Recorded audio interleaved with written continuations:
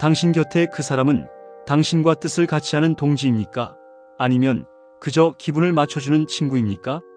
무기를 든 오른손을 기꺼이 펼쳐 보일 만큼 당신의 삶을 객관적으로 증명해 줄 분이 단 한 명이라도 존재하나요? 자, 우리가 평소에 무심코 쓰고 있는 친구라는 말 속에 숨겨진 고대인들의 서늘하고도 따뜻한 지혜를 한번 들어보시겠습니까? 우리가 일상적으로 쓰는 친구라는 말 있잖아요. 한자로는 보통 붕우라고 하죠. 벗, 붕에 벗, 우자. 네네, 그렇죠. 근데 혹시 이 두 글자 붕이랑 우가 전혀 다른 차원의 관계를 의미한다는 거 혹시 생각해 보셨어요? 아주 좋은 질문입니다. 대부분 그냥 벗, 친구 이렇게 뭉뚱그려서 생각하는데 사실 그 안에는 엄청난 차이가 숨어 있죠. 네, 그래서 오늘 저희가 보내주신 자료들을 바탕으로 이 두 글자에 담긴 깊은 속뜻을 한번 제대로 파헤쳐 보려고 합니다. 좋습니다. 이건 뭐 단순히 한자 풀이 시간이 아니고요. 고대인들이 관계를 얼마나 섬세하게 봤는지 그 지혜의 세계로 함께 들어가 보는 거죠. 네, 글자의 가장 원초적인 모습부터 따라가 보면 아주 흥미로울 겁니다. 맞아요. 갑골문부터 시작해서 실제 문장에서 어떻게 다르게 쓰였는지, 그리고 이게 오늘 우리에게 어떤 질문을 던지는지 한번 차근차근 풀어가 보겠습니다. 자, 그럼 시작해 볼까요? 네, 기대됩니다. 좋습니다. 그럼 먼저 벗, 붕, 펑자부터 시작해 보죠. 이 글자 딱 보면 조개, 패, 자 두 개가 나란히 있잖아요. 네, 그렇죠. 자료를 보니까 이게 원래 고대 화폐였던 조개, 그 조개 두 꾸러미를 줄에 꿰어놓은 모습이라고 하더라고요. 맞습니다. 바로 그 이미지가 붕이라는 관계의 핵심을 다 담고 있다고 해도 과언이 아니에요. 아, 그래요? 네, 여기서 정말 중요한 포인트는 이 글자의 출발점이 우리가 생각하는 어떤 감정적인 교류 이런 게 아니라는 거예요. 감정이 아니면요? 동등한 가치를 지닌 한 세트라는 아주 경제적인 개념이었던 거죠. 와, 친구라는 말의 어원이 돈꾸러미라니 이거 정말 의외인데요. 그렇죠. 당시에는 조개 껍데기 대여섯 개를 한 줄에 꿰어서 개라고 불렀는데 이 개 두 개를 묶은 단위를 붕이라고 불렀거든요. 일종의 화폐 단위였던 셈입니다. 아, 그렇구나. 그럼 처음부터 붕은 내가 선택한 관계라기보다는 같은 줄에 함께 꿰어 있다, 이런 외부적인 조건이 훨씬 강했겠네요? 바로 그겁니다. 그 지점이 정말 흥미로운 거예요. 이 경제 단위가 사람 사이의 관계로 넘어오면서 그 속성이 그대로 따라오는 거죠. 어떤 식으로요? 바로 같은 스승 아래서 같은 학문을 닦는 동문, 이런 뜻으로 발전하게 되거든요. 아, 동문, 그거 정말 와닿는 비유네요. 네네. 마치 회사 동기 같은 거군요. 제가 원해서 모인 건 아니지만 같은 애 입사라는 하나의 줄에 꿰어 있다는 이유만으로 뭔가 끈끈한 유대감이 생기잖아요. 정확합니다. 바로 그런 느낌이죠.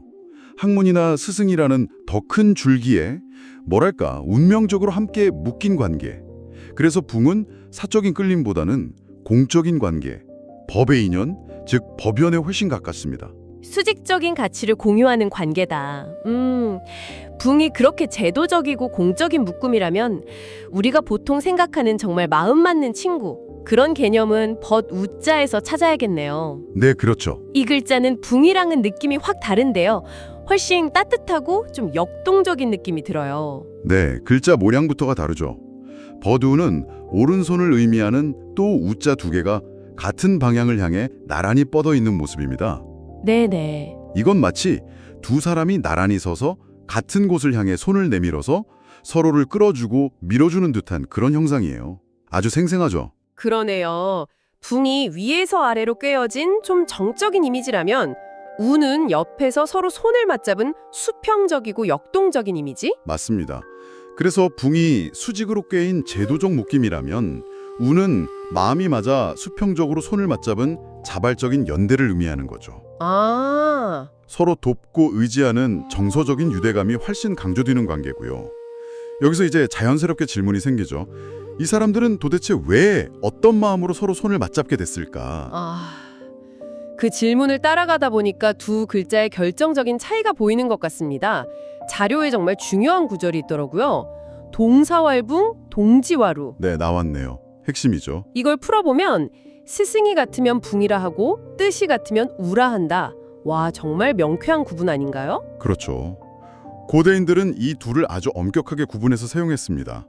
이 구분을 가장 잘 보여주는 현대적인 단어가 바로 붕당과 우회예요. 아, 한번 생각해 보세요. 정치적, 학문적 신념을 공유하는 공적인 집단을 우리는 붕당이라고 부르지 우당이라고는 안 하잖아요. 정말 그러네요. 붕당 정치할 때 그 붕이군요. 붕이라는 글자에는 같은 이상을 공유하는 무겁고 공적인 의미가 담겨 있었네요. 맞습니다.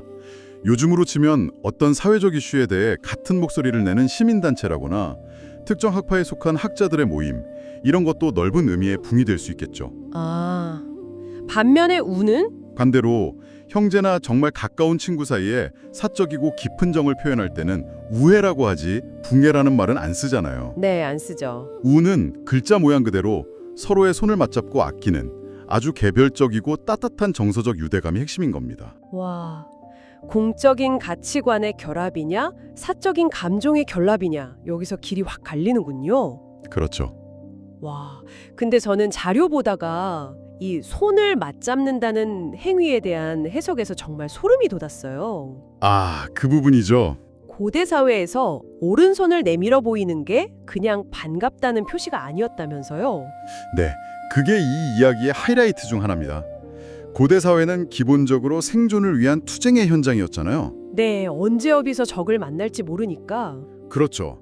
그런 상황에서 무기를 쥔 오른손을 펼쳐서 상대에게 내민다는 건 나는 당신을 공격할 의사가 없다. 내 손은 비어 있다는 평화와 신뢰의 선언이었던 겁니다. 생각해보니 정말 그러네요. 내 가장 강력한 무기를 내려놓고 무방비 상태로 다가가는 거니까 이건 정말 목숨을 건 신뢰가 없으면 불가능한 행동이잖아요. 맞습니다. 목숨을 건 신뢰가 전제된 행위죠. 더 나아가서요. 자료에서는 손을 그냥 신체 일부로 보지 않아요. 그럼요? 온몸의 신경과 기운이 응축된 가장 예민한 감각기관으로 봅니다. 머리끝부터 발끝까지의 모든 정보와 감각이 그 손끝에 모여 있다는 거죠. 그렇다면 손을 서로 맞잡는다는 건 그냥 살이 닿는 접촉이 아니라 서로의 전 존재를 비벼대며 공명하는 것. 와, 이 표현이 정말 강렬하게 다가오네요. 그렇죠. 우라는 관계에는 이런 체온이 담긴 완전한 신뢰가 핵심이라는 거군요. 바로 그겁니다. 뜻을 같이 하는 동지, 즉 동지가 된다는 건 이렇게 자신의 가장 예민한 부분을 내어주고 상대의 온기를 받아들여서 세포 하나하나가 함께 공명하는 상태를 말하는 거예요. 와, 어쩌면 이 우라는 관계는 붕이라는 공적이고 거대한 틀 안에서 비로소 피어날 수 있는 가장 뜨겁고 진실한 교감일지도 모릅니다. 네네. 벗이 먼 곳에서 찾아오니 또한 즐겁지 아니한가. 우리가 지금까지 나눈 이야기를 바탕으로 보면 여기서 큰 질문이 생겨요. 왜 공자는 그토록 따뜻하고 정겨운 우가 아니라 어찌 보면 차갑고 제도적인 느낌의 붕이 찾아왔다고 했을까요? 언뜻 생각하면 마음 맞는 우가 찾아오는 게 더 기쁠 것 같은데요. 바로 그 지점에서 붕의 진짜 가치가 폭발적으로 드러납니다. 어떤 가치요? 자료에 소개된 지육선사의 해석이 정말 날카로운데요. 그는 말합니다.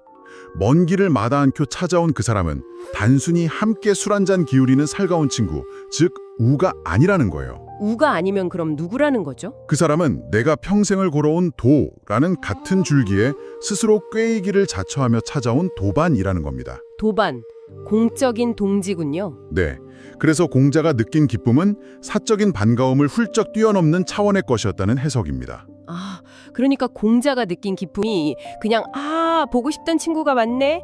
이 정도의 즐거움이 아니었다는 말씀이시군요. 그렇습니다. 보통 주의 같은 유학자들은 이 기쁨을 인간적인 뜻이 통하는 즐거움, 락으로 해석했어요.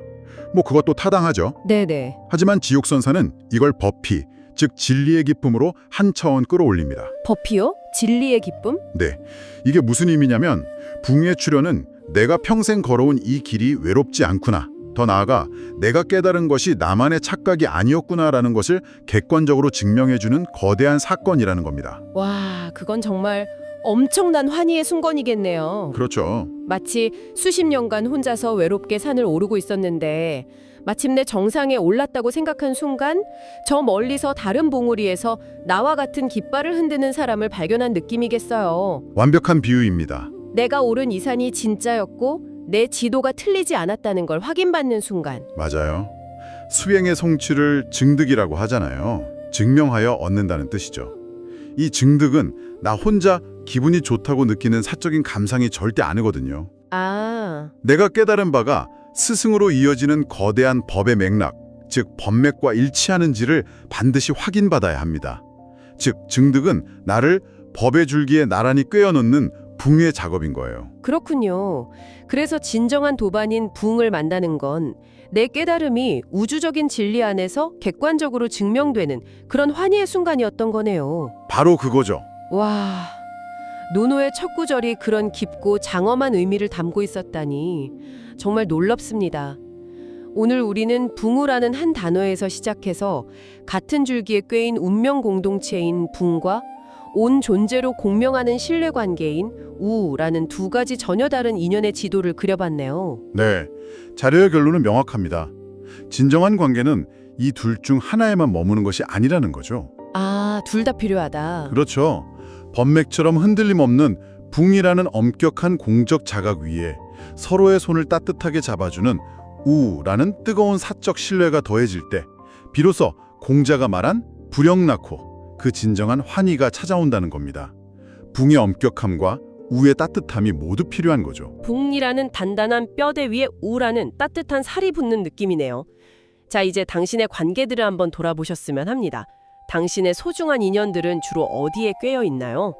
네, 이해타산이나 취향에 따라 잠시 손만 잡고 있는 얕은 우인가요? 아니면 같은 목표와 가치를 향해 함께 꿰어 나아가는 깊은 붕인가요? 어쩌면 우리에게 지금 가장 필요한 것은 그저 편안하고 익숙한 우의 관계에 안주하는 것을 넘어서 때로는 불편하고 어렵더라도 나의 성장을 증명해주고 더 높은 곳으로 이끌어줄 엄격한 법붕을 찾아 나서는 용기일지도 모르겠습니다. 당신의 삶을 증명해줄 붕은 누구입니까? 함께 해주셔서 감사합니다. 이어서 이 내용을 음악으로 정리한 사색과 선율 영상도 들어보시기 바랍니다.